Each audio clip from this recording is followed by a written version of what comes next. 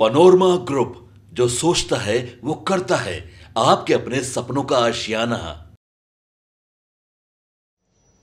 मैं दूसरी बार आया हूँ और लोकसभा का चुनाव पूरे देश में चल रहा है।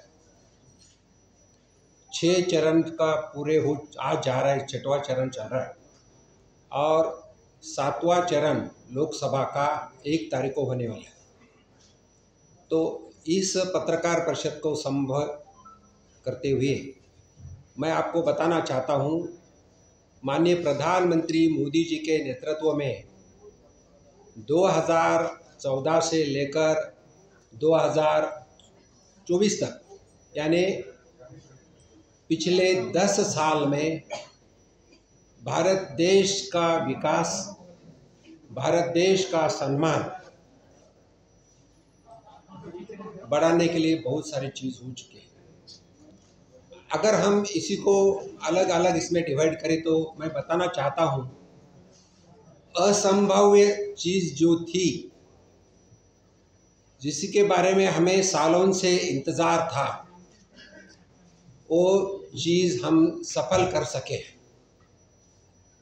तो उसमें अगर हम चीज़ को इसी देखें तो 370 कलम हटाया गया और हमारा कश्मीर में जो लोग रहते थे उनके लिए सभी को न्याय मिल रहा है। 370 कलम हट गए। दूसरी अगर चीज़ महत्वपूर्ण हम देखें, 500 सालों की हमारी मांग थी, आराध्य दैवत राम का मंदिर अयोध्या में बने। सुप्रीम कोर्ट के निर्णय अनुसार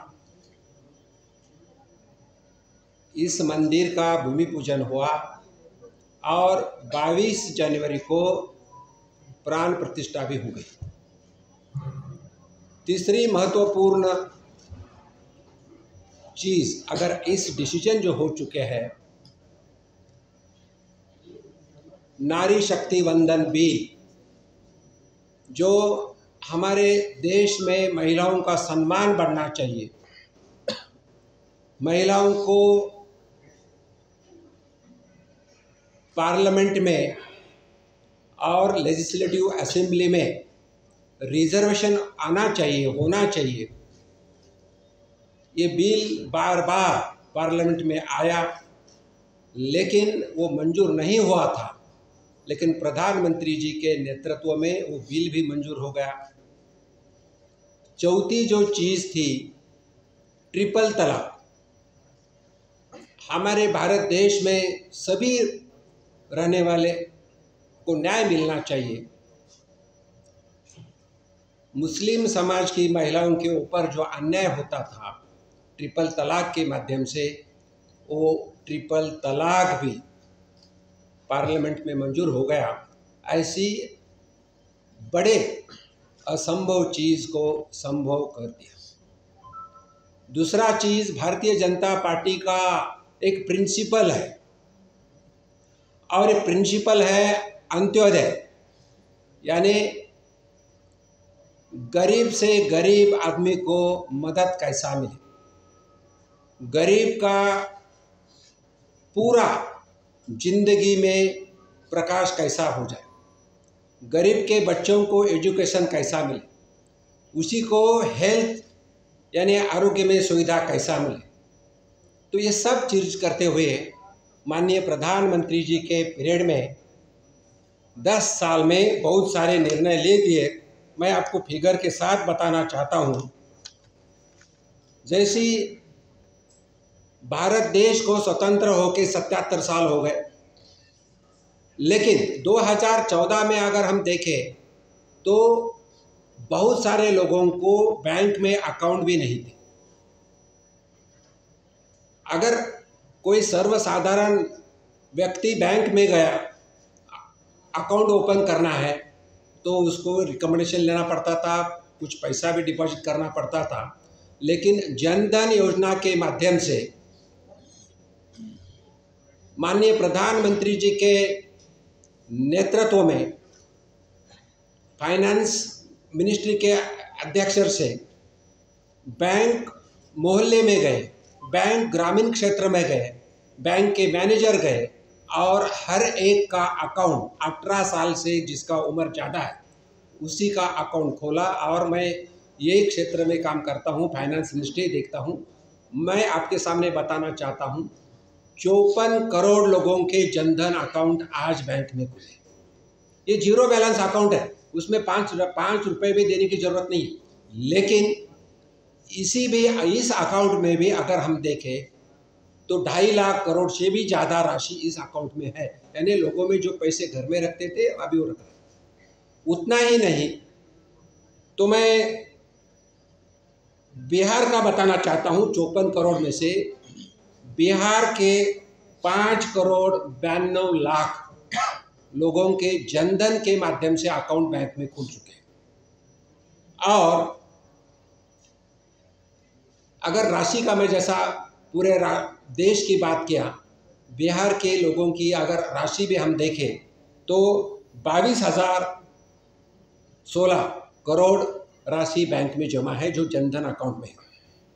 दूसरा मैं बताना चाहता हूं, जैसा मैं अंत्योदय की बात कर रहा हूं, पीएम आवास योजना के माध्यम से भारत में अगर हम देखें तो 4 करोड़ लोगों को आवास मिल चुके हैं, घर मिल चुके हैं।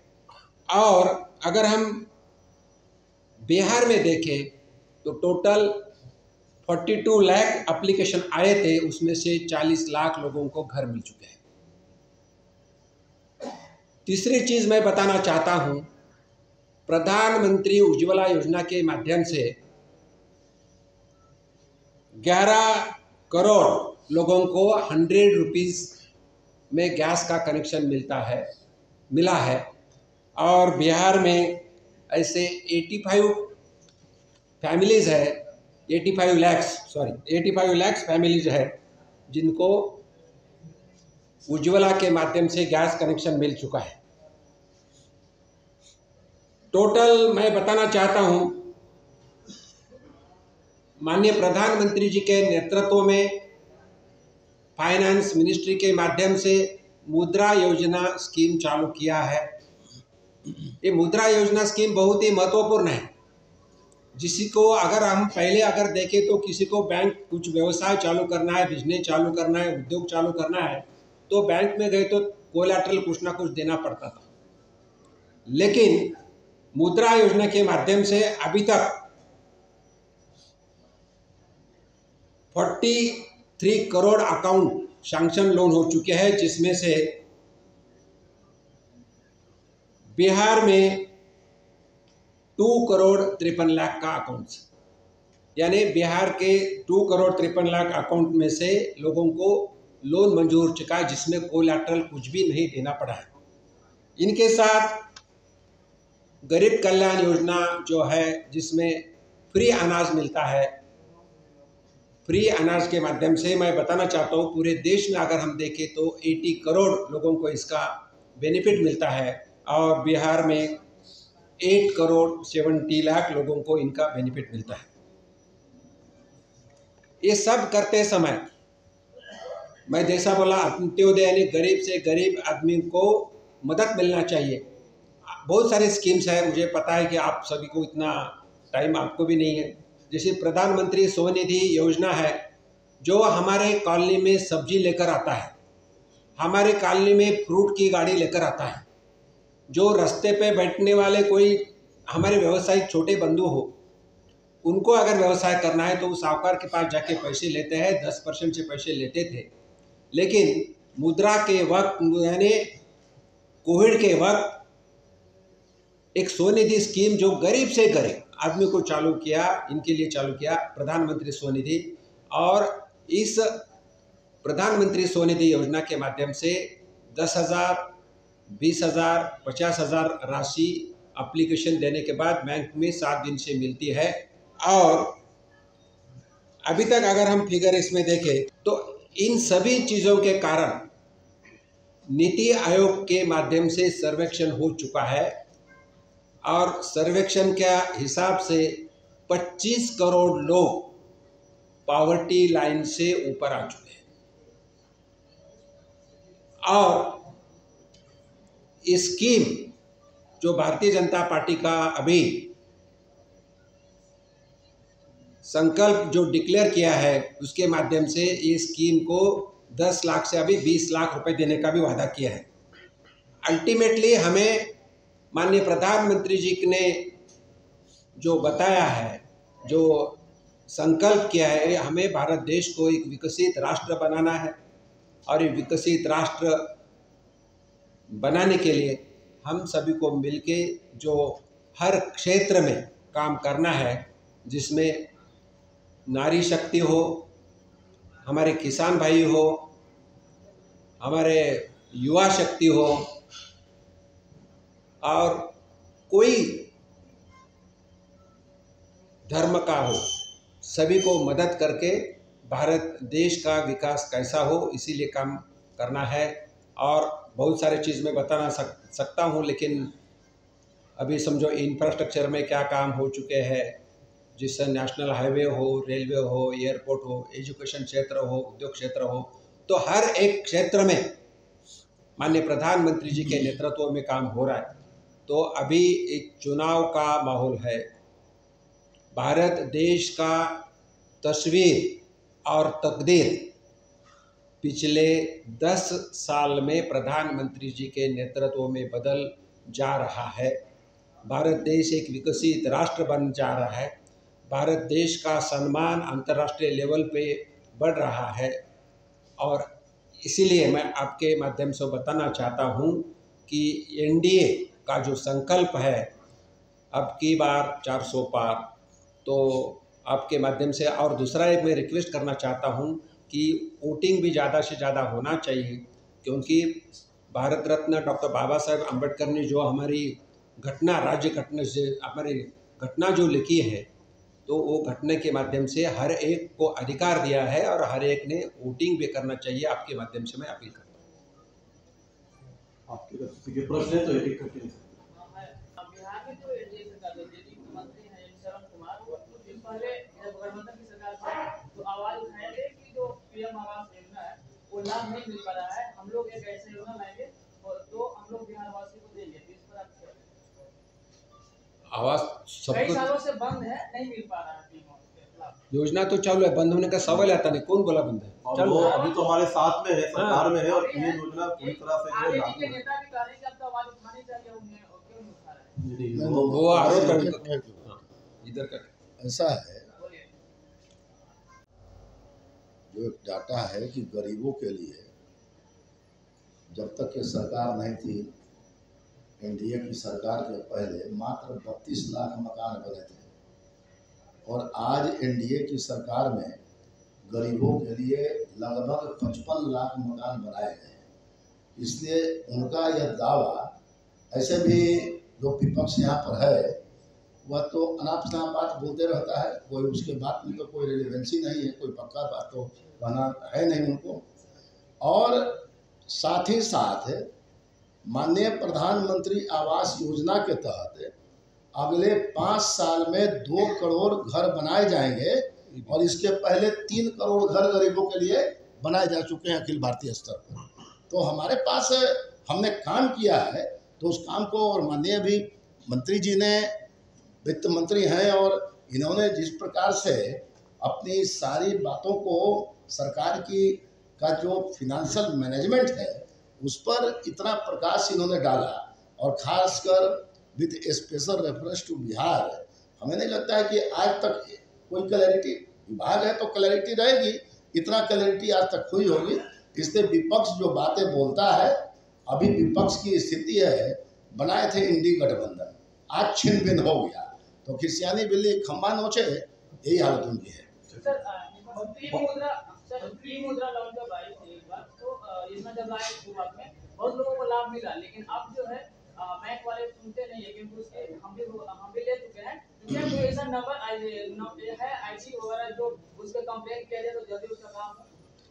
देखिए, मुद्रा लोन ये बहुत ही महत्वपूर्ण योजना है, और भारत सरकार के माध्यम से जो बैंक की जो डायरेक्टर बोर्ड है उनको इंस्ट्रक्शन दिया है जो मुद्रा लोन सक्सेसफुल करके सबको लोन मिलना चाहिए। सिर्फ उसमें कुछ रूल्स बैंक के रहते हैं, समझो अकाउंट एनपीए है बराबर नहीं फिर तो नहीं मिलता ना, अदरवाइज ऐसा कुछ ये नहीं है। मैं तो बोल रहा हूँ ना आपको 43 करोड़ तक लोन मिल चुका है, इतने लोन मिल चुका। 43 करोड़ पॉपुलेशन नहीं बोल रहा मैं, तो एक बार 2 बार 3 बार ऐसा भी मिल सकता है। समझो 2 लाख लिए पहले, बाद में 5 लाख ले सकता है, ऐसा बोल रहा हूँ।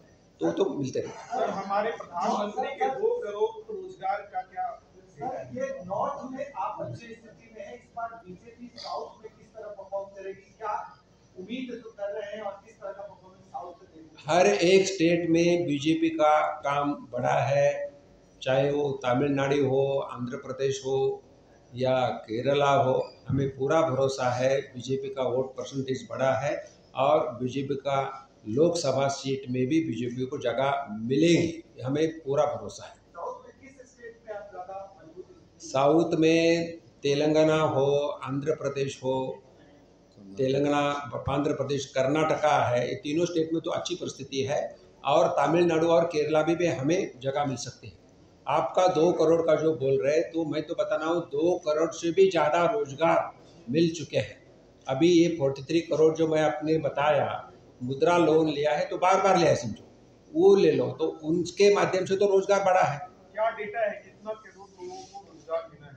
इसका एग्जैक्ट डेटा तो मैं अभी बता नहीं सकता, लेकिन मैं लोन दिए वाला डेटा मैं आपको बताया, जिसके माध्यम से समझो किसी को हमने लोन दिया तो खुद का व्यवसाय करता है, एक आदमी कम से कम खुद का और 2-3 लोगों को तो लगा सकता है, बड़ा छोटा व्यवहार है तो रोजगार तो बढ़ चुका है। इसलिए तो मैं बता रहा हूँ कि 25 नीति आयोग के माध्यम से 25 करोड़ लोग पॉवर्टी लाइन से ऊपर आ चुके हैं, ये नेशनल डाटा ऑन रिकॉर्ड है।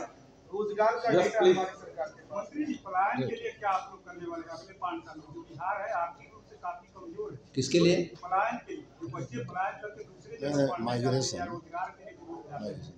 माइग्रेशन के लिए हम बिहार का जो मैं अभी आते ही थोड़ा डाटा ले रहा था, बिहार के सरकार के माध्यम से यानी राज्य सरकार के माध्यम से अलग अलग स्कीम्स जो चालू किया है, जैसा स्टार्टअप इंडिया समझो, जैसे एक स्टार्टअप के लिए बिहार सरकार के माध्यम से कुछ समझो इंसेंटिव देने चाह रहे हैं, 10 लाख से लेके 50 लाख तक इंसेंटिव दे रहे हैं। तो इसके माध्यम से यहाँ रोजगार बढ़ेगा, कुछ इंडस्ट्री एग्रीकल्चर सेक्टर में बढ़ाव हो रहा है, इंडस्ट्री आने के बाद रोजगार मिलेगा और पलायन नहीं होगा। यस प्लीज, एक मिनट रुक जाइए जी। गरीबों को 15 लाख अकाउंट पे जाना था, लेकिन ग्राउंड रिपोर्टिंग के दौरान ये पता चलता है कि ये अकाउंट में पैसा नहीं गया। कौन से 15 लाख की बात कर रहे हैं? 15 लाख कौन सा 15 लाख? अकाउंट में पैसा जाने के बाद नोटबंदी हुआ था, नोटबंदी के बाद अनाउंसमेंट था ना कि लोगों के पास जाएगा। नहीं, ये गलत बात है, बिल्कुल नहीं। हाँ जी, जरा एक मिनट निवेदन है कि आप लोग एकत्र करके बात करें तो ज्यादा अच्छा है। पहले लास्ट क्वेश्चन प्लीज। बिहार आए हैं, गिरिराज सिंह आपके पार्टी के नेता है, उनका कहना है कि जिन्ना का चिन्ह निकल आया। विपक्ष का ये आरोप है आरजेडी का कि भारतीय जनता पार्टी धर्म को बगैर चुनाव में घसीटते हुए जीत ही नहीं सकती चुनाव में और किसी खास कौम को टारगेट करती है लगातार। ये गलत कहना है। भारतीय जनता पार्टी कोई धर्म का टारगेट नहीं कर सकती। सिर्फ भारतीय जनता पार्टी हमारे घटना को सामने रख के काम करती है। एक के ऊपर बार बार भारतीय जनता पार्टी जो टिकास्त कर रही है या आलोचना कर रहे हैं वो है कि आरक्षण जो है, आरक्षण धर्म पे नाम पर नहीं होता, आरक्षण कास्ट के नाम पे होता है। जो कुछ राज्यों ने जो आरक्षण धर्म पे नाम पे दिया है, ये भारतीय जनता पार्टी को मंजूर नहीं है। क्योंकि भारतीय जनता पार्टी, मैं पहले बार बताया आपको कि घटना जो है, हमारा संविधान जो है सामने रख के काम करती है और संविधान में ऐसा ही है कि धर्म पे नाम पे आरक्षण नहीं होना चाहिए। आरक्षण जो है ये कास्ट बेस के होना चाहिए। चलिए, बहुत बहुत धन्यवाद, थैंक यू। 25 जातियां है जो गुजरात में मुसलमान है, उनको भी आरक्षण दिया जा रहा है, ये मंडल कमीशन से जुड़ा है। देखिए, बड़ा दोहरापन है। कभी वो भारतीय जनता पार्टी पर आरोप लगाएंगे कि धर्म की राजनीति करती है, लेकिन ये जो उनका पुटिंग ऑफ द वर्ड है, ये किस बात की राजनीति करता है? मैं तो आपसे आग्रह करता हूँ, पहले उनसे ये डिफाइन कराइए कि आप तो चार्ज करते हैं बीजेपी को कि धर्म की राजनीति, बट ये जो सवाल आपका है, ये जो क्वेश्चन है, ये किस चीज़ की राजनीति आपसे करा रहा है? It will be better to ask this question to Tejashwi Yadav also. हमारा आपसे निवेदन है कि हमारा देश का सुरक्षा हो, हमारा देश का विकास हो, माननीय जैसा एनडीए के नेता माननीय प्रधानमंत्री जी ही कर सकते हैं। इंडी एसोसिएशन अगर बना भी हो तो उनका कोई नेता पक्का नहीं है, और वो राष्ट्र प्रेम के लिए नहीं लेकिन परिवार के लिए वो इकट्ठा आए हैं, इतना आप समझ लो। और आने वाले चुनाव में ज़्यादा से ज़्यादा वोटिंग होना चाहिए, और ये आपके माध्यम से हम निवेदन कर रहे हैं। लास्ट उससे पहले हमारा देश कितना कर्ज था, वर्तमान में 10 साल अब सरकार चलाया, अभी कितना कर्ज है? फिर से बोलिए, फिर से रिपीट कीजिए। सर, 10 साल से भारतीय जनता पार्टी की भारत में सरकार, 10 साल पहले हमारे देश में कितना कर्ज था, अभी के वर्तमान समय में 10 साल आपका शासन चला, अभी वर्तमान कितना कर्ज है? अरे भाई, पॉलिटिकल समर चल रहा है, आप तो एकदम इतना अनुभवी आदमी है, तो आप ऐसा बात आप पूछते हैं, सुनिए ना। अरे आप तो अपने अनुभवी आदमी है, कोई लगता है कानून में बताओ रहा है आपको क्या? इसका भी जवाब है, लेकिन हाँ, इतनी बात आप जान लीजिए कि जिस प्रकार से आप देखिए कोरोना आया, कोरोना का मैनेजमेंट माननीय प्रधानमंत्री ने किस बखूबी से किया। उस समय ऐसा क्वेश्चन किसी ने नहीं किया था। बिहार के बारे में एक चीज़ मैं बता देता हूँ, बजट की बात चल रही है, 15 वर्ष का हम लोग राजपाट देखे हैं, तो मैं तो यूनिवर्सिटी में हूँ, तो क्या होता था बिहार में कि यदि 1 रुपया का बजट पास किया गया, 1 रुपया का बजट बना और 50% विधानसभा से पास हुआ और 25% जो है कि वह खर्च हुआ। सोचिए कितना बड़ा इम्बैलेंस था। तो इसलिए सर, जो हमारे माननीय केंद्रीय मंत्री जी ने जिस प्रकार से बातों को रखा है और बिहार के विषय में जिस प्रकार से बातों को रखा है, और आशा नहीं पूर्ण विश्वास है, बिहार में 40 सीट हम जीत रहे हैं, और उसके बाद जो विकास होगा वह विकास ऐतिहासिक होगा। बहुत बहुत धन्यवाद, बहुत बहुत धन्यवाद। नोरमा ग्रुप, जो सोचता है वो करता है। अगर ये वीडियो पसंद आई और वह बिहार के राजनीति और बिहारियत से सरोकार रखेनी तो सब्सक्राइब बटन दबा के चैनल के सब्सक्राइब कर ली। ओजे एगो घंटी बा, ओकरा बटन दबा देला से कुल सटीक और मारक खबर रुआ मुफ्त में मिल जाई। अगर रुआ पत्रकारिता के हमनी के नया प्रयोग में सहयोग कर चाहतानी तो ज्वाइन बटन दबा दी। पेटीएम नंबर नोट कर ली 9386816700। धन्यवाद।